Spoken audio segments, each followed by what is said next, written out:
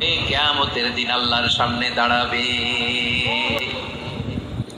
সকালবেলা যদি পড়েন তিনবার আউযু বিল্লাহিস সামিল আলিম মিনাশ শাইতানির রাজিম তিনবার পড়ে সূরা হাশরের শেষ 3 আয়াত যদি তেলাওয়াত করেন, তাহলে আপনার জন্য আল্লাহ তাআলা ৭০,০০০ ফেরেশতা নিয়োগ করবে। সারা দিন তারা আপনার জন্য মাগফিরাতের দোয়া করবে। আর ওই দিন ইন্তেকাল করলে আল্লাহ তাআলা শহীদ হিসেবে আপনাকে কিয়ামতের দিন দাঁড় করাবে। সুবহানাল্লাহ, এত আস্তে। আবার সন্ধ্যাবেলায় যদি পড়েন, সারা রাতের জন্য ৭০,০০০ ফেরেশতা মাগফিরাতের দোয়া করবে। ৭০,০০০ ফেরেশতা মাগফিরাতের দোয়া করবে।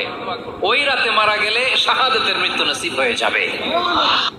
মুহাম্মদুর রাসূলুল্লাহ সাল্লাল্লাহু আলাইহি ওয়াসাল্লাম ইরশাদ করেন, যে ব্যক্তি সকালবেলা তিনবার তেলাওয়াত করবে আউযু বিল্লাহিস সামিউল আলিম মিনাশ শাইতানির রাজিম, এরপরে সূরা হাশরের শেষ 3টি আয়াত তেলাওয়াত করবে,